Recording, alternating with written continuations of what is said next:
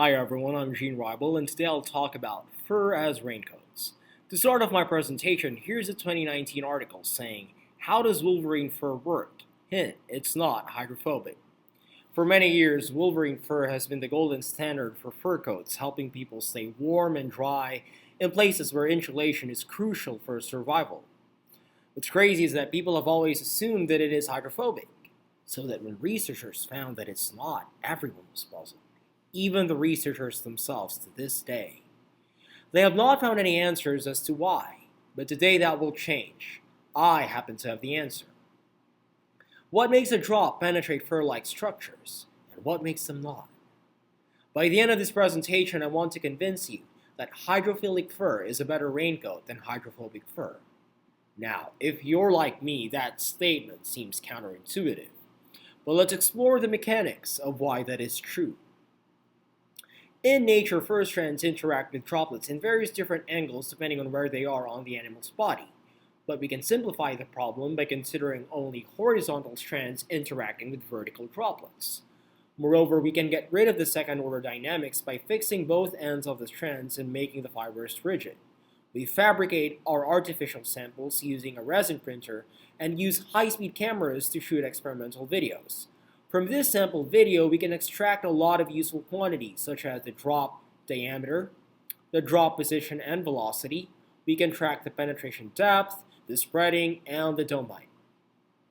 In our experiments, we deal with hydrophobic and hydrophilic samples, as well as staggered and aligned strand configurations.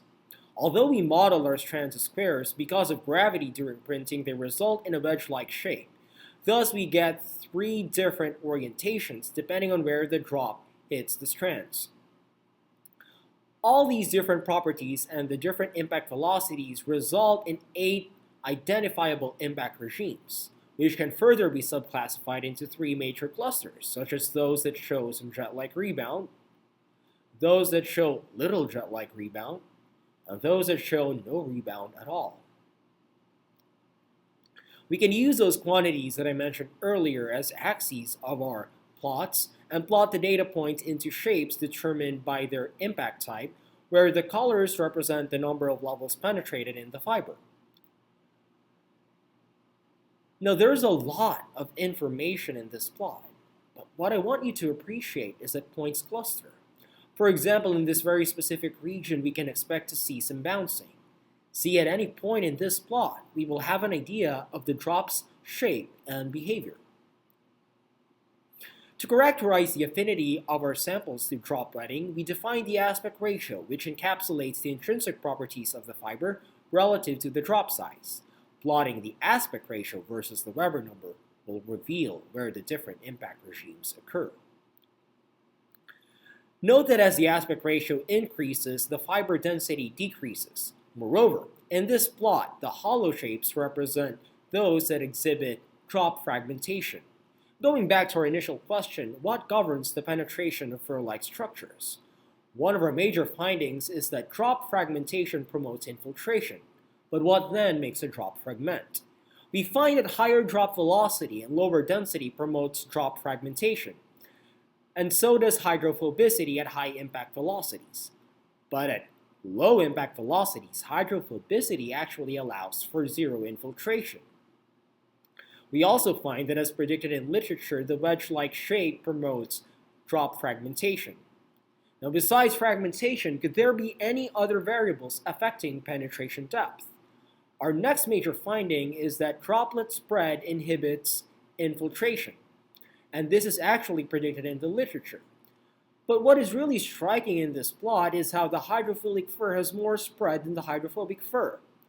This is because the hydrophilic fur pins the contact lines of the droplet, thereby stretching it horizontally. But the hydrophobic fur allows the contact line to recede, thereby for the drop to maintain its circular shape and thereby inhibiting spreading, which hints us that perhaps hydrophobicity promotes infiltration. Although earlier we said that wedge-like shape promotes drop fragmentation and thus infiltration, at low impact velocities in high-density furs, they actually promote capillary spreading, which inhibits infiltration. Thus, a relationship between wedge-like shape and penetration is not very straightforward.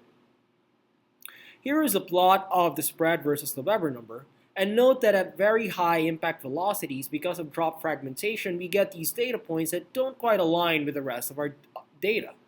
But we can focus our attention on the low impact velocity data points and try to identify a model that can help explain our data. This can be obtained from a 2022 paper doing a very similar drop impact study, where the spread is related to the Weber number by this transcendental equation, which we can now use and do some curve fitting on our plot to find that in general they conform with the rule, except for some curves that show some local maxima. Notice how the denser fibers have more spread, hinting that perhaps density inhibits infiltration. We have just established a relationship between spread and Weber number. Can we do the same for penetration depth? Yes, we can using the conservation of energy.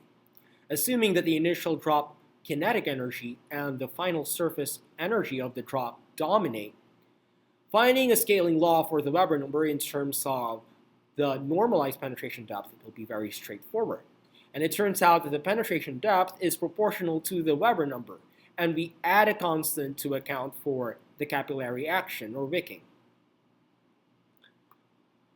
So the normalized penetration depth has a dynamic part that is dependent on the drop velocity and a static part that is independent of drop velocity. We can now use this equation and do a curve fitting on our data points to obtain the dynamic and static coefficients. Notice how the less dense fibers have higher penetration depth coefficients, and this means that density makes fibers resist infiltration. But what is really striking is how the hydrophobic fur has more infiltration at high impact velocities, but at lower impact velocities, the infiltration is about the same between hydrophobic and hydrophilic fur. And this is because the hydrophobic fur has higher dynamic coefficients. Even so, the static coefficients of the hydrophobic fur are lower. What does this mean? So for an animal brushing with a wet plant, you will probably want a hydrophobic fur. But standing in the rain, you will want your fur to be hydrophilic.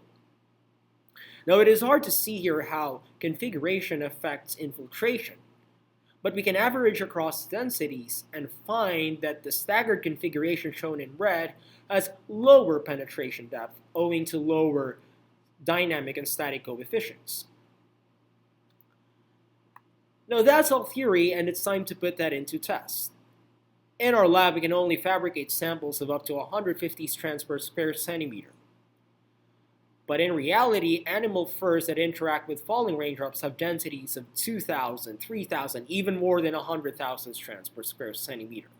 And you would think that because our fibers are not dense enough, that if we subjected them to close to raindrop velocities, they would be completely wet. But let's see. For the hydrophilic fur, the drop shatters and reaches a finite penetration depth. But for the hydrophobic fur, the droplet completely wets it.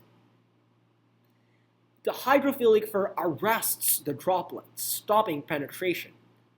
But the hydrophobic fur allows the drop to move and penetrate further.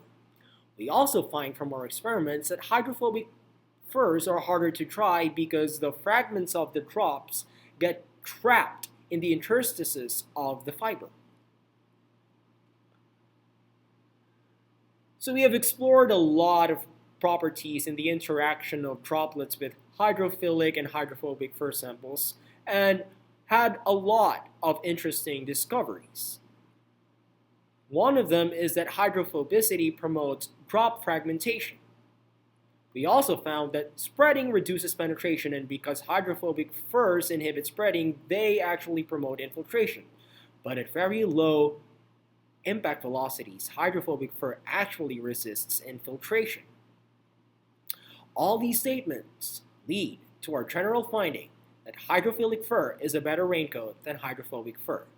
And with that, let me conclude this presentation. Thank you very much for your attention, and I will be very happy to answer your questions if you send me an email.